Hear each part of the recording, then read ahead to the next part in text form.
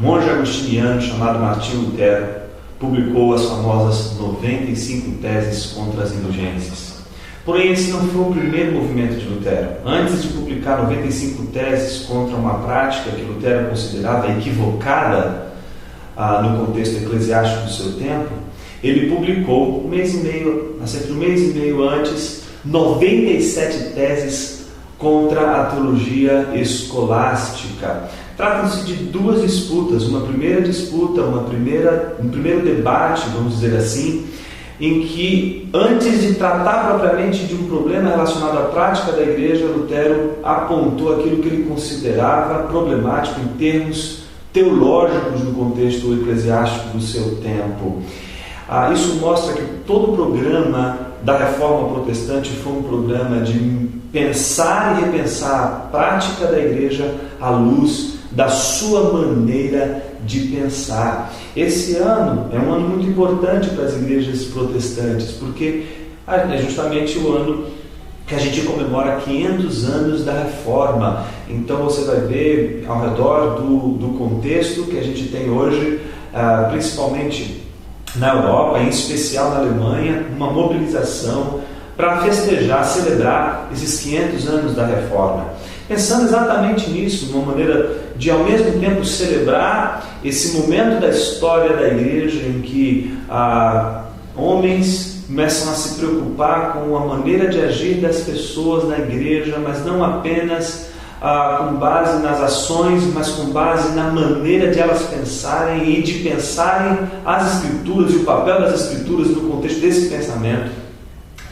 É que Edições da Nova resolveu também dar sua contribuição, a sua maneira de celebrar esses 500 anos. É a melhor maneira que Edições da Nova encontrou para celebrar esses 500 anos foi dedicar uma série chamada Clássicos da Reforma, em que pretendemos publicar alguns nomes importantes da Reforma Protestante: Lutero, Melanchthon, Calvino, Zwinglio, ou seja, pensadores, teólogos que estavam envolvidos com a igreja, mas ao mesmo tempo envolvidos com a teologia e pensando os rumos, os caminhos e também os descaminhos da igreja no seu tempo.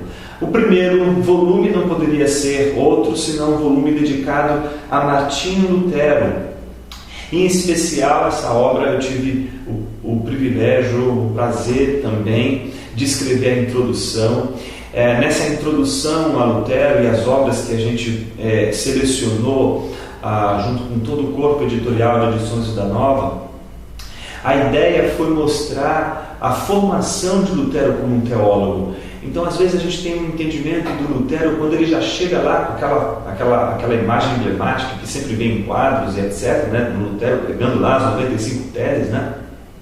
Mas a gente esquece de toda a sua formação e às vezes a gente não tem uma divulgação um pouco mais clara e até esquemática dessa formação teológica de Lutero. Então, essa introdução foi justamente a oportunidade que a gente encontrou de poder apresentar como Lutero se tornou um teólogo e mais, como Lutero se tornou um reformador. E a partir desse movimento, responder à pergunta: o que é um reformador da igreja? É possível ter reformadores da igreja hoje? O que é um reformador? É um mero teólogo? Então, foi pensando nessas questões que a gente escreveu essa introdução, obviamente para apresentar a obra de Lutero e, ao mesmo tempo, celebrar os 500 anos da Reforma. Para você que vai adquirir esse livro, aqui você vai encontrar as 97 teses, as 95 teses, a controvérsia, ou o debate, ou a disputa de Heidelberg, importantíssimo, onde ele vai defender a teologia da cruz, em contraste com a teologia da glória, o importante sermão sobre as indulgências e a graça, sermão sobre as duas espécies de justiça, a nobreza cristã da nação alemã, acerca da reforma do Estado cristão, entre outras obras estão aqui como prefácio, obras bíblicas, como por exemplo o prefácio a Romanos, e também os catecismos, maior e menor. Ou seja, tem uma coletânea de outros textos também aqui que eu não vou citar todos, mas todos eles são textos de cunho acadêmico, teológico e ao mesmo tempo de cunho prático pastoral. Aqui você vai encontrar em Lutero não a separação entre o teólogo e o pastor, mas a junção entre teólogo e pastor de uma tal maneira que serve para nós como um exemplo, o exemplo de que a gente não precisa separar a prática da teologia.